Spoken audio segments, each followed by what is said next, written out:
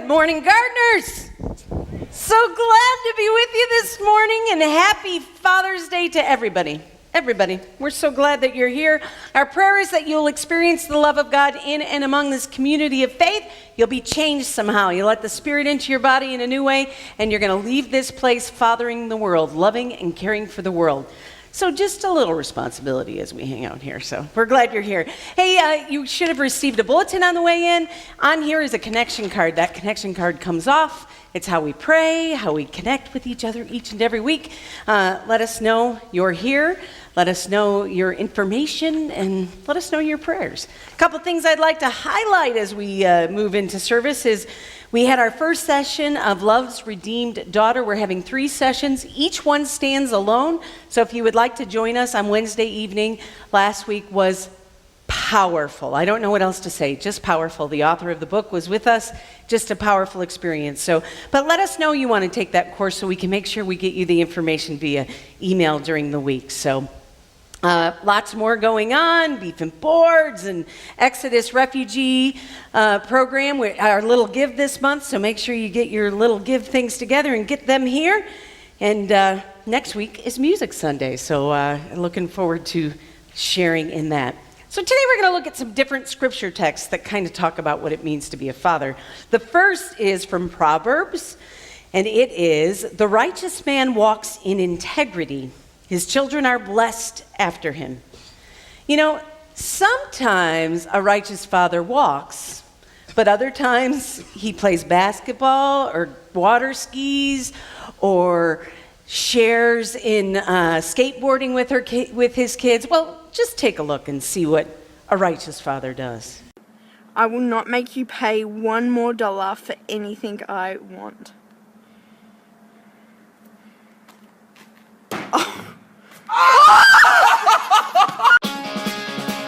This is crazy!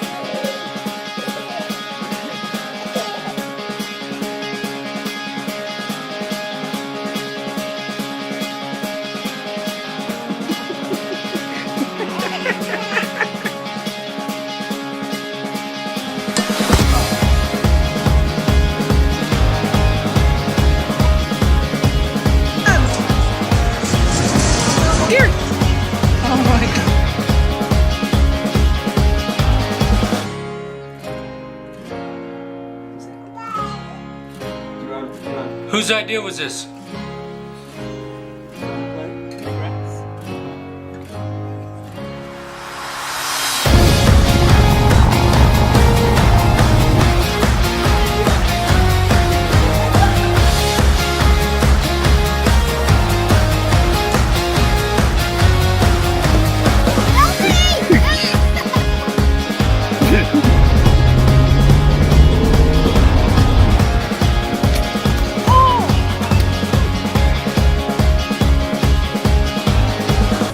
I am strong. I am strong. Let's see.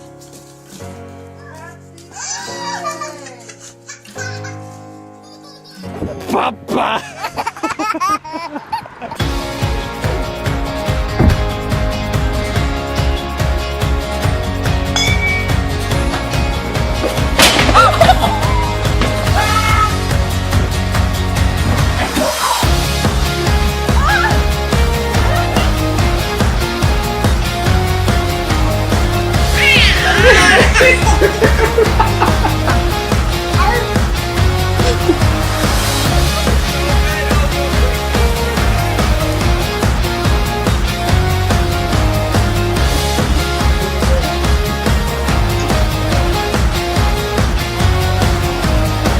Don't drop that bottle.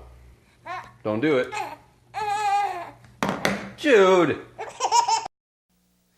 So yes, righteous fathers do all kinds of things, even make mistakes. There are some mistakes in those videos. And you know what? It's just the intention of your life that really matters. It's how we live. And I believe each one of those dads were just simply showing how much they loved their kids.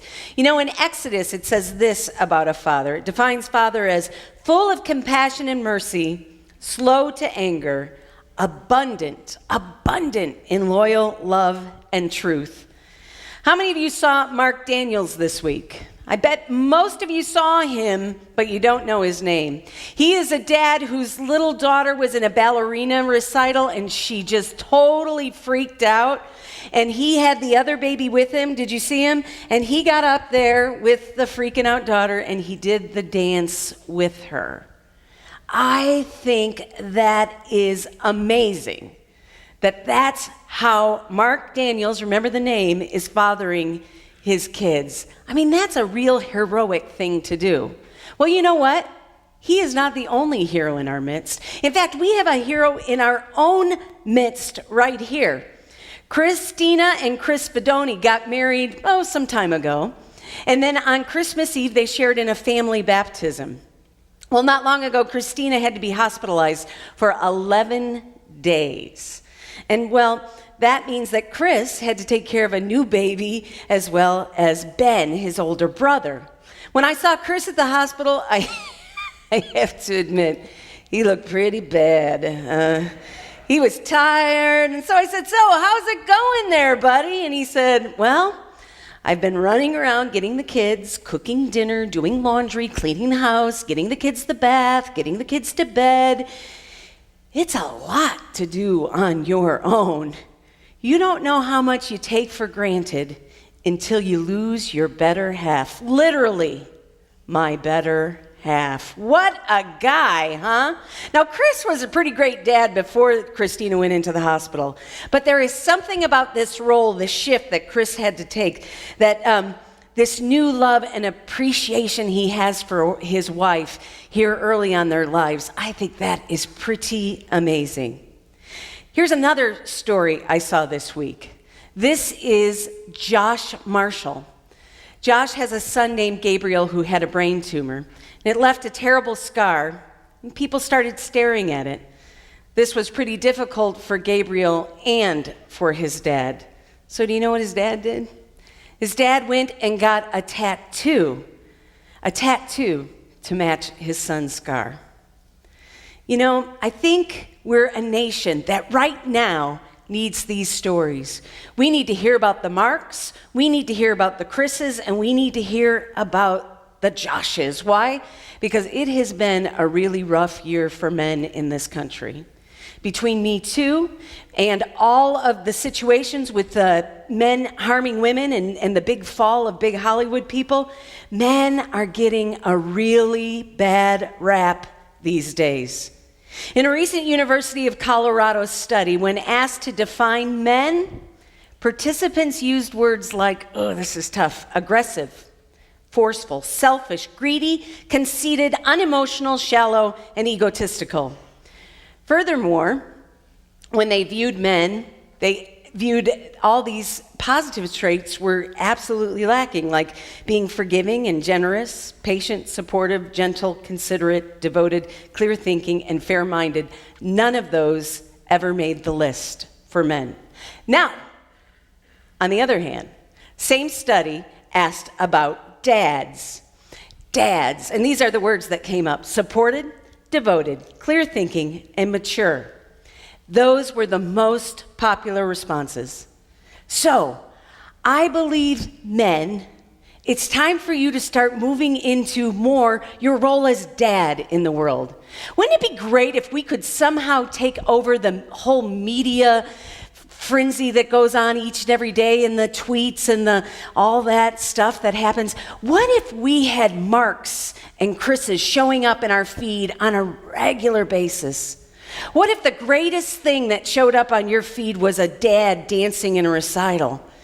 Or somebody who uses their parental techniques, their new founded parental techniques when their wife was in the hospital, using those techniques at work and caring for the people around him. See, we have to remember all of us, in one way or another, are called to be dad. God didn't say it's based on whether or not you are the actual father. No, it's based on our ability to love and care for children, all people, to have compassion and grace. And let me tell you, dads, I hate to put the weight of the world on your shoulders on this day, but you can lead the way. The same way those guys did in the video, the same way Chris did here, the same way Mark did, and Josh. I believe it's time for dads to take over, not only in our words, but in our actions. A wise person once said, "My father didn't tell me how to live. He lived and let me watch him do it."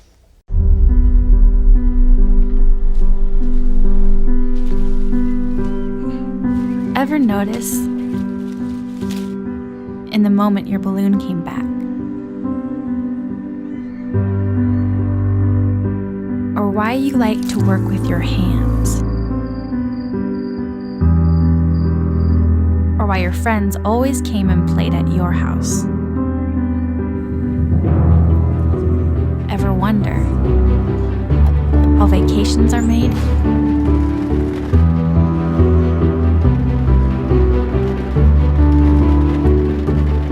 Why the night monsters never came back? Or why you and the princess always had the same name? Ever appreciate how happy your dad could be when he walked into the house?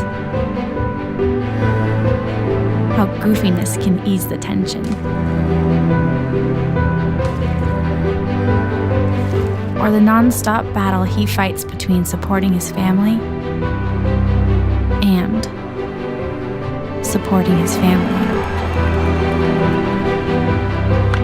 Because this Father's Day, if you really look around, you just might.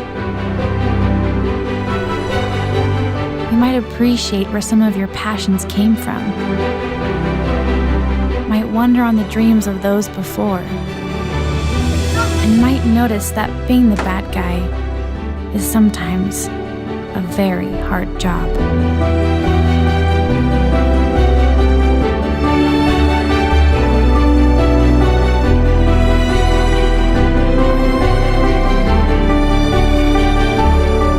You may even discover the ultimate pride in his eyes when you've learned for yourself.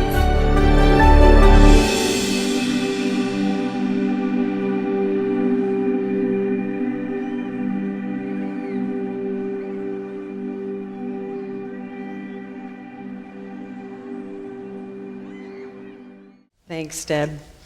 Story's a reminder, that song is a bit of a story that reminds us that with this day sometimes comes mixed feelings, doesn't it?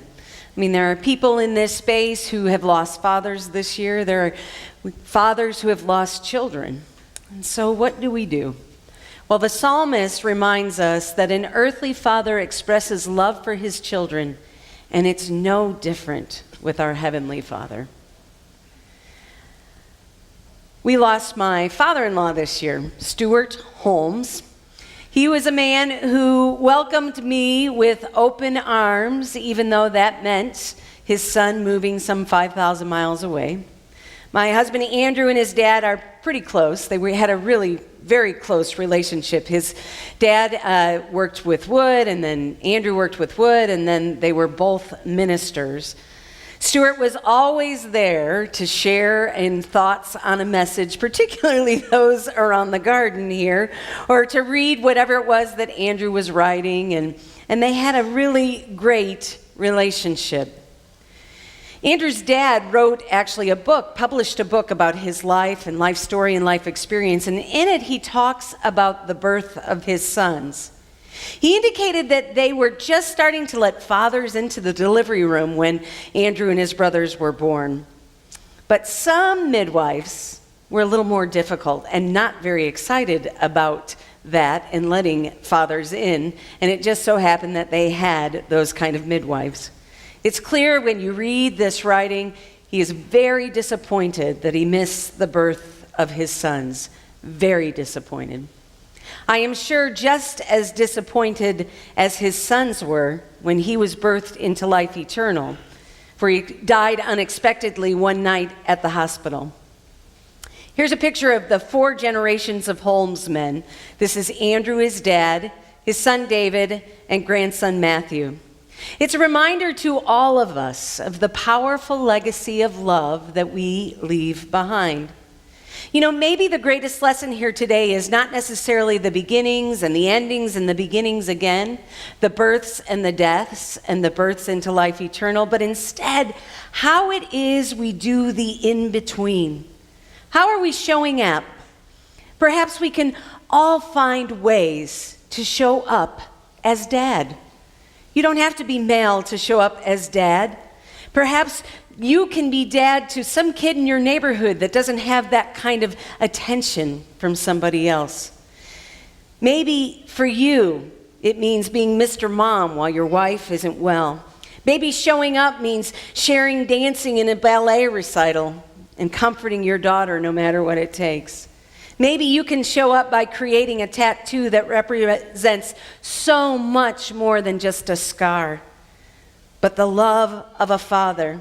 A love a father has for his son who has been hurt by this world. And the only way that he can manage his own pain is by taking on the pain of his son.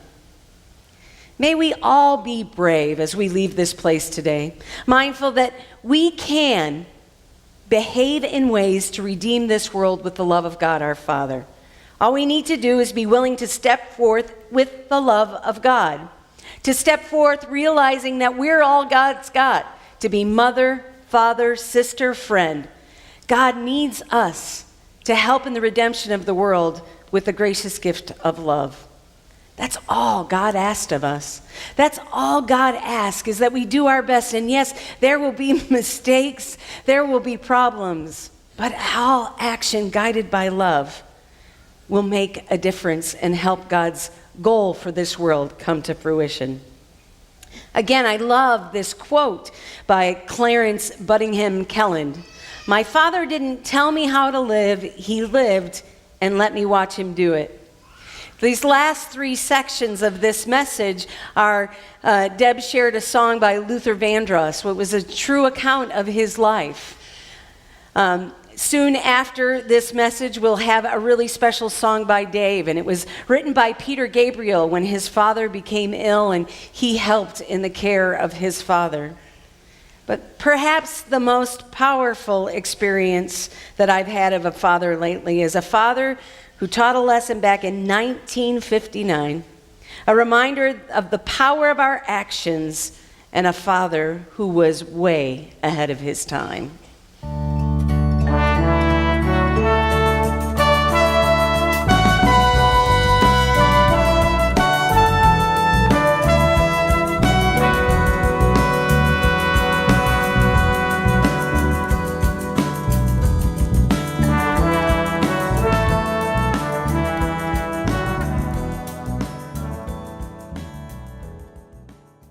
I'm riding to school with my oldest brother, and on the way to school, I'm putting glitter all over my face.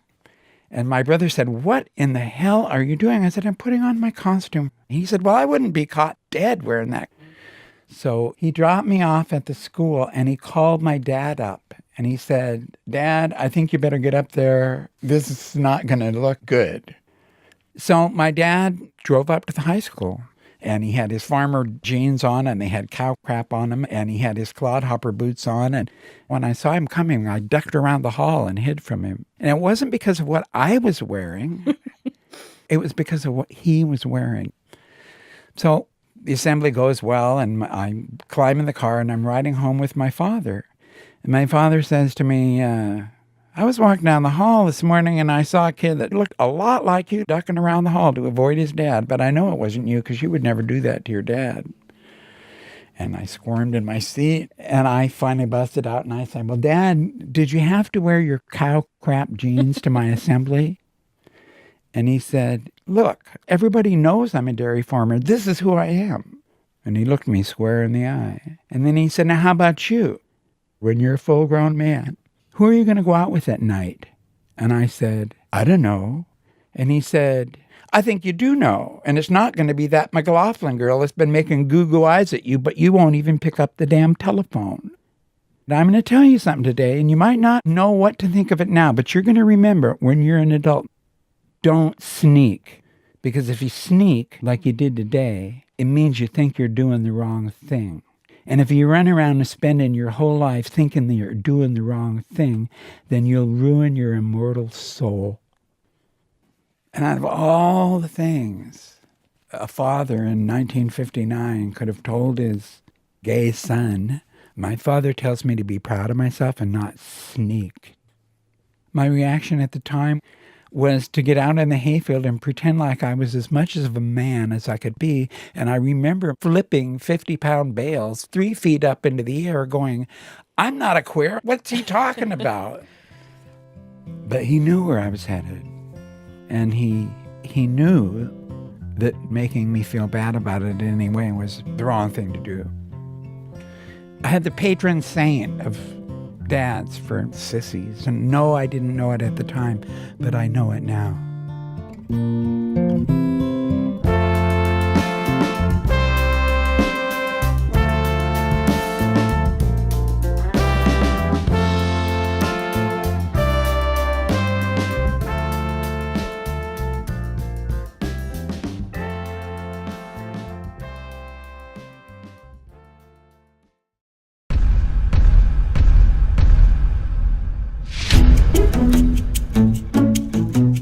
I don't care how late you stay out.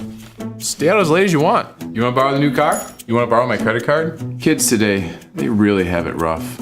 I have no idea where we are or where we're going. I mean, when I was their age, life was easy, super easy. Why haven't you gotten a tattoo yet? How come you don't have any piercings yet? Yep, we're lost. We are completely lost. Ooh, sports. Just do whatever the mechanic says to do. Vehicle maintenance is completely overrated. Look, whatever the mechanic is asking, just pay him. Pay him whatever he wants. I wish they had soap operas at night. I like that boy. You should date him. You should date him immediately. Well, what about the creepy guy with the motorcycle? He's cute. Yeah, sure. Spring break in Tahiti sounds fun. Hey, make sure you get all your video games done before you start your homework. You don't have to pass all your classes. What? You have a project due tomorrow and you've known about it for 4 weeks and you haven't started yet? Sweet! Doesn't anybody want to know if we're there yet? Remember, if you need anything between midnight and 4 a.m., please come wake me up. Hey, I'm on the phone. Could you bring the baby over and let him climb all over me? Hey! Hey, can you please turn that music up? Well, we just stopped for lunch 10 minutes ago, but yeah, let's stop again. I never have trouble with my toddler. I never have trouble with my teenagers. I never have trouble with my adult children. You know, she's right. We are ruining her life.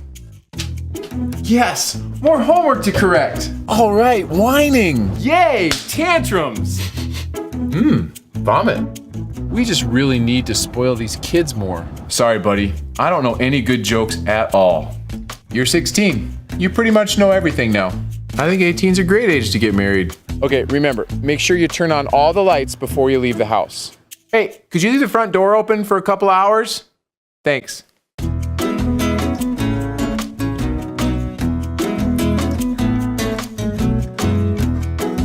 Whoa! Money really does grow on trees.